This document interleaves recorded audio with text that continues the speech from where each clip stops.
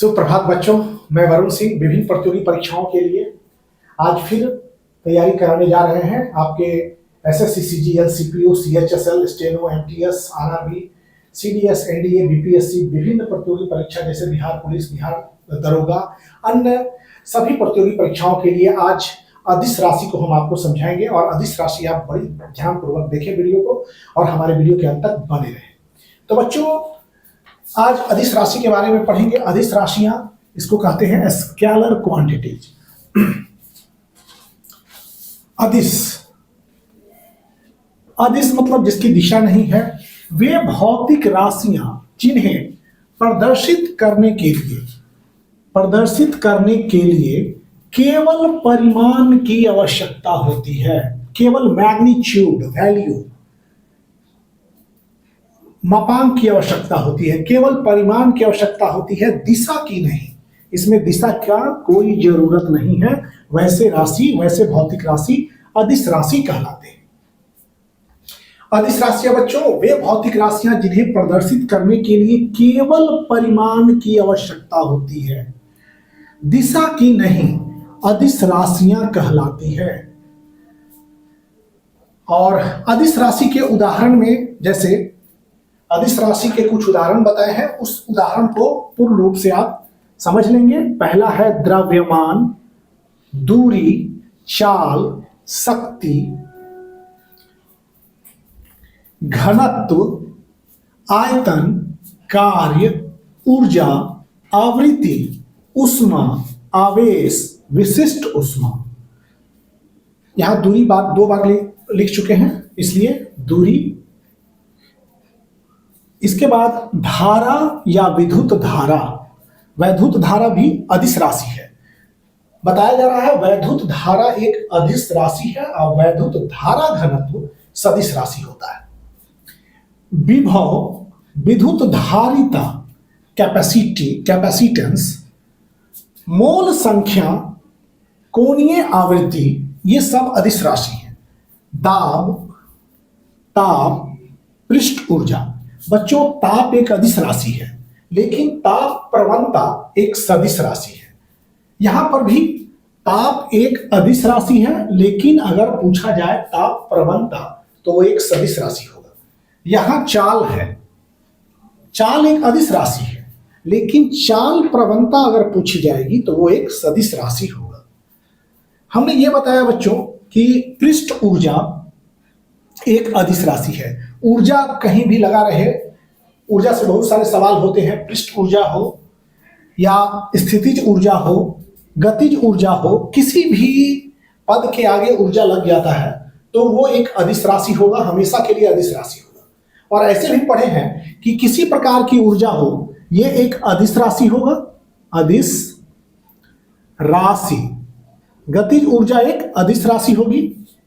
और इसके साथ ही गतिज ऊर्जा, जो ऊर्जा होगा जहां भी लगा रहेगा, एसआई मात्रक जूल होगा। एसआई मात्रक जूल, कहीं भी ऊर्जा लगा हो एसआई मात्रक जूल। वीमा हो जाए mL2T-2। उसी तरह से ये ऊर्जा स्थितिज ऊर्जा है, ये भी एक अदिश राशि है। इसका भी मात्रक जूल होगा और इसकी भी बीमा mL2T-2 हो जाएगी। तो ऊर्जा कहीं भी लगा रहे, कार्य कहीं भी लगा रहे, वो सब अदिश राशि होगा। उसका एसआई मात्रक जूल होगा और बीमा mL2T-2 होगा। और घनत्व बच्चों, घनत्व भी किसी प्रकार का घनत्व हो, पृथ्वी का घनत्व ये एक अदिश राशि है।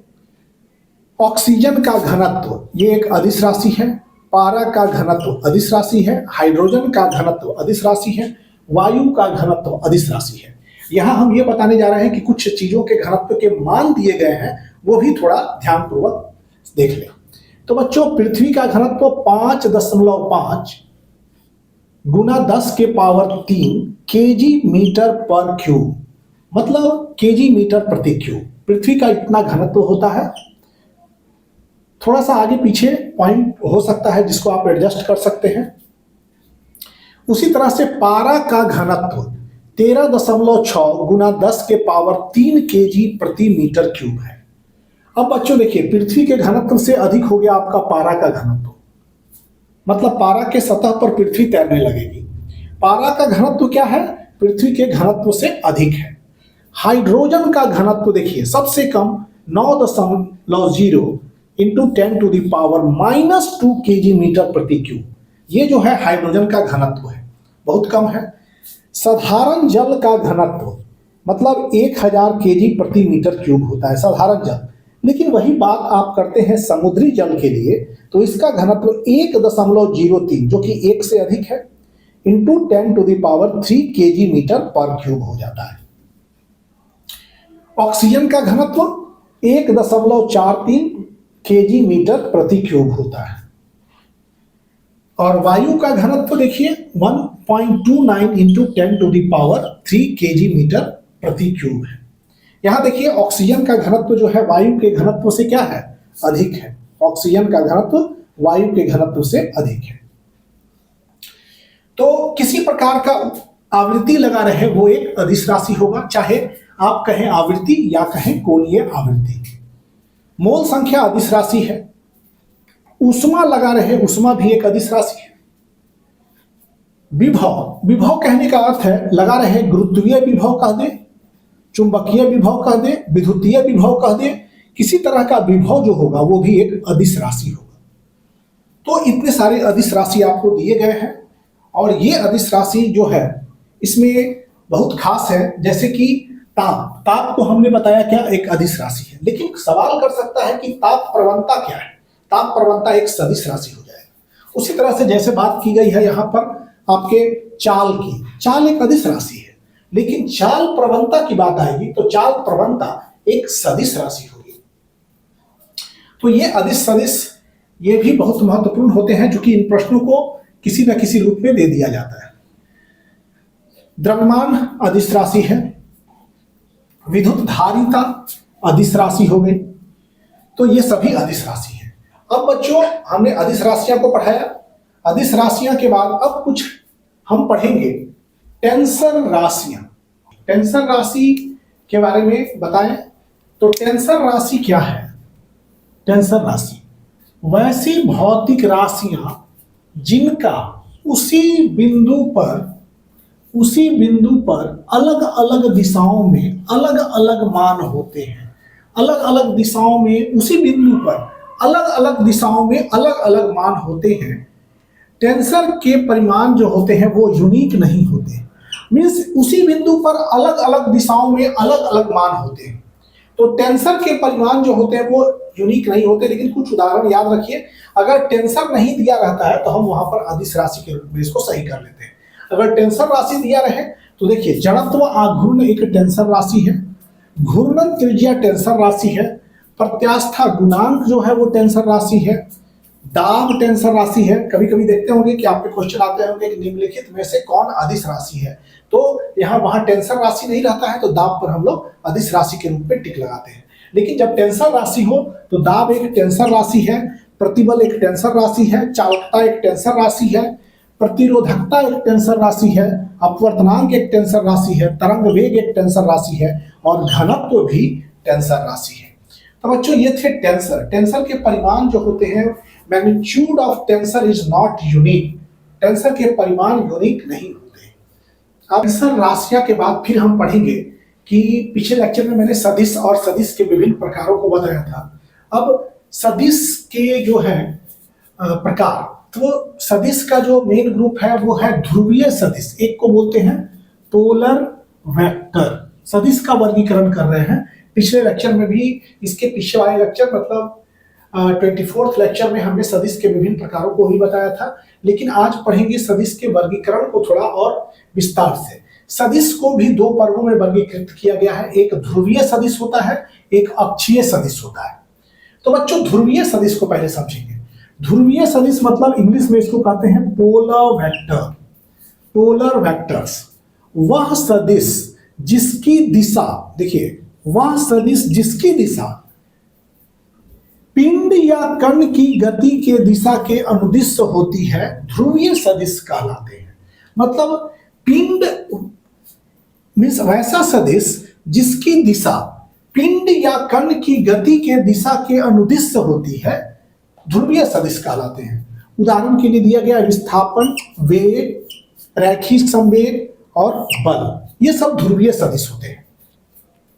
जैसे बच्चों पूर्व की ओर जाती हुई कार, जैसे कि मान लीजिए कि ये पूर्व दिशा में ईस्ट वेस्ट नॉर्थ साउथ, मतलब पूर्व की दिशा की ओर जाती हुई कार इस दिशा के अनुदिश 1 किलोमीटर चलती है। पूर्व की दिशा में ये गाड़ी जा रही है और 1 किलोमीटर तक जाती है। 1 किलोमीटर तक गाड़ी गई और इसलिए कार का विस्थापन कितना हुआ? 1 किलोमीटर हुआ। चूंकि ये इस दिशा के अनुदिश 1 किलोमीटर चलती है, इसलिए इसका विस्थापन हुआ 1 किलोमीटर पूर्व दिशा में। इस स्थिति में कार के विस्थापन और इसकी गति, कार का जो विस्थापन है और इसका गति का जो दिशा है, दोनों एक ही साइड में है और यह एक ध्रुवीय सदिश है। इसको और हम समझेंगे, ध्रुवीय सदिश समझे। अभी देखिए दूसरा उदाहरण में हम चलेंगे बच्चों कि जैसे मान लीजिए संवेग, संवेग को आप जानते हैं, संवेग बराबर द्रव्यमान गुना वेग होता है। तो मान लीजिए कि m द्रव्यमान का गेंद x अक्ष के अनुदिश भी वेग से चलता है। मान लीजिए कि यहां पर x अक्ष, मान लीजिए कि यहां पर m द्रव्यमान का कोई गेंद है, m द्रव्यमान का गेंद x अक्ष की तरफ भी वेग से चलता है। इसका वेग कितना है? v है। तो इसका रैखिक संवेग कितना हो जाएगा? रैखिक संवेग यहां लेके चल रहे हैं, रैखिक संवेग p बराबर द्रव्यमान गुना वेग। क्योंकि संवेग एक सदिश राशि है, वेग एक सदिश राशि है, तो समरैखिक संवेग क्या हुआ? द्रव्यमान गुना वेग। तो देखिए गति के दिशा में संवेग की भी दिशा है। अगर इस m द्रव्यमान की वस्तु का गति इधर हो रहा है, इसका वेग x अक्ष के अनुदिश है, तो संवेग भी इसी दिशा में होगा उसका। मतलब कि x अक्ष की ओर गति कर रहा है m द्रव्यमान का पिंड, तो संवेग की दिशा भी किधर होगी? वेग गति के दिशा में, m द्रव्यमान की गति के दिशा में। मान लीजिए फिर से एक बार समझिए, m द्रव्यमान का कोई गेंद है, x अक्ष के अनुदिश भी वेग से चल रहा है, गतिमान है, इसलिए गेंद का रैखिक संवेग कितना हो गया? P equal to m into v। ये हो गया रैखिक संवेग, P को संवेग से सूचित कर रहे हैं। तो रैखिक संवेग की दिशा किसके दिशा में है? इसको कहे रैखिक संवेग की दिशा। तो रैखिक संवेग का दिशा जो है इस वेग की दिशा में है, इसके गति के दिशा में है। इसलिए ऐसी राशियों को, जैसे वेग का दिशा के तरफ ही संवेग का दिशा होगा, तो वैसी राशि क्या हो जाएगी? ध्रुवीय राशि हो जाएगी। उसी तरह से बल, जैसे कि मान लीजिए F बराबर हम लोग क्या कहते हैं? m इंटू ए, बल हो गया। तो F इक्वल टू क्या लिखेंगे? m v by T. Okay, तो वेग की दिशा जिधर होगी वही उधर ही बल की भी दिशा होगी। मतलब तो उधर त्वरण की दिशा होगी और उधर ही क्या होगी? बल की दिशा होगी। इसलिए बल जो है, बल क्या कैसी सदिश होगा? ध्रुवीय सदिश होगा। यहां हमने लिखा है कि विस्थापन, वेग, रैखिक संवेग और बल एक क्या है? ध्रुवीय सदिश है। तो ध्रुवीय सदिश को समझा यहाँ पर, जिसकी दिशा पिंड या कण की गति के दिशा के अनुदिश हो। जैसे संवेग की दिशा गति के दिशा के अनुदिश होगी। अगर इस दिशा में गति है तो संवेग भी इसी दिशा में है, अनुदिश, तो ध्रुवीय सदिश कहलाते हैं। उदाहरण के लिए है विस्थापन, वेग, रैखिक संवेग, बल, ये ध्रुवीय सदिश के उदाहरण हो गए। तो अब बच्चों ध्रुवीय सदिश के बाद अब है अक्षीय सदिश। तो चलिए अक्षीय सदिश को हम आपको समझाते हैं। तो अक्षीय सदिश, अक्षीय सदिश के बारे में हम पढ़ेंगे। ये सदिश का वर्गीकरण था, पहला था ध्रुवीय सदिश और अक्षीय सदिश। और इसके पहले लेक्चर में हमने सदिश के प्रकार बताए हुए थे, जो कि 24वां लेक्चर था, उसमें विभिन्न प्रकार के सदिश बताए थे। लेकिन ये सदिश का वर्गीकरण है। तो अक्षीय सदिश वह सदिश जो किसी पिंड अथवा कण के अक्ष के अनुदिश होता है। मीन्स पिंड और कण के अक्ष के अनुदिश होती है, अक्षीय सदिश कहलाता है। तो मतलब कि ये सदिश घूर्णन प्रभाव प्रदर्शित करते हैं, और ये जो सदिश होते हैं घूर्णन प्रभाव प्रदर्शित करते हैं और घूर्णन अक्ष की तरफ इंगित रहते हैं, घूर्णन अक्ष की तरफ एक्ट करते हैं और दाहिने हस्त स्क्रू नियम के अनुसार ये किधर? घूर्णन अक्ष की तरफ इंगित रहते हैं और दाहिने हस्त नियम, दाहिना मतलब राइट हैंड स्क्रू रूल के आधार पर ये क्या होते हैं, घूर्णन अक्ष की तरफ इंगित रहते हैं। मतलब पढ़िएगा, जैसे दाहिना हस्त screw rule, screw rule, screw rule, screw rule, screw rule, screw rule, तो in accordance with right hand screw rule. तो बच्चों इसके उदाहरण में देखिए, कोणीय वेग ओमेगा, कोणीय वेग बराबर आप जानते हैं रैखिक वेग गुना त्रिज्या, कोणीय वेग भी बराबर, नहीं देखिए कोणीय वेग बराबर होता है रैखिक वेग अपॉन त्रिज्या, v अपॉन आर बराबर ओमेगा, और रैखिक वेग बराबर कोणीय वेग गुना त्रिज्या। कोणीय रैखिक ये हो गया कोणीय वेग, रैखिक वेग बटा त्रिज्या, और आप कह सकते हैं कोणीय वेग बराबर रैखिक वेग बटा त्रिज्या, या रैखिक वेग, ये रैखिक वेग हो गया बराबर ओमेगा इंटू आर। कोणीय वेग, कोणीय त्वरण, कोणीय त्वरण हो गया अल्फा से, बल आघूर्ण दैट इज इंग्लिश में टॉर्क, कोणीय संवेग एंगुलर मोमेंटम एल, ये सभी के सभी अक्षीय सदिश के उदाहरण हैं। और ये भी बात कि अक्षीय सदिश क्या होते हैं, घूर्णन प्रभाव प्रदर्शित करते हैं, घूर्णन अक्ष की तरफ इंगित रहते हैं, और किस नियम से इंगित रहते हैं, दाएं हस्त स्क्रू नियम के आधार पर वो इंगित रहते हैं। तो बच्चों इसमें अक्षीय सदिश को और अक्षीय सदिश को और थोड़े सदिश को थोड़े विस्तार से हम लोग समझें। जैसे मान लीजिए एक पिंड क्रियाबल F के अधीन, ये पिंड है, पिंड, इस पर क्रियाबल F लग रहा है, क्रियाबल F के अधीन घूर्णन अक्ष के चारों ओर, घूर्णन अक्ष के चारों ओर वामवृत्त दिशा में घूम रहा है, बायां दिशा में घूम रहा है, इस तरह से घूम रहा है, वामवृत्त दिशा में घूम रहा है। पिंड पर कार्यरत बल आघूर्ण, इस पिंड पर जो बल आघूर्ण है मतलब बल का घुमाव प्रभाव घूर्णन अक्ष के अनुदिश है। इसका घुमाव प्रभाव किधर है, जिधर ये घूर्णन अक्ष है, जिधर ये अक्ष घूम रहा है उधर। तो पिंड पर कार्यरत बल आघूर्ण घूर्णन अक्ष के अनुदिश है, ये घूर्णन अक्ष है इसका, और घूर्णन अक्ष के अनुदिश कार्यरत बल आघूर्ण है। घूर्णन अक्ष के बल आघूर्ण की दिशा, बल आघूर्ण की जो दिशा है, ये देखिए बल आघूर्ण की दिशा पिंड की गति के दिशा के अनुदिश नहीं है। पिंड का गति इस तरह से ऐसे हो रहा है, लेकिन बल आघूर्ण की दिशा जो है यहाँ पिंड के गति के दिशा की अनुदिश नहीं है, ये बल आघूर्ण की दिशा है, और पिंड के गति के दिशा की अनुदिश नहीं होती है। यहाँ पिंड पर कार्यरत बल आघूर्ण की दिशा, ये बल आघूर्ण का जिधर दिशा होगा इसके घूर्णन अक्ष के अनुदिश होती है। बल आघूर्ण की दिशा घूर्णन अक्ष के अनुदिश होती है। तो ये चीज याद रखिएगा कि ये अक्षीय सदिश होते हैं। सदिश का वर्गीकरण दो तरह से किया गया है। तो दो तरह में, पहला हमने पढ़ा ध्रुवीय सदिश और दूसरा था अक्षीय सदिश।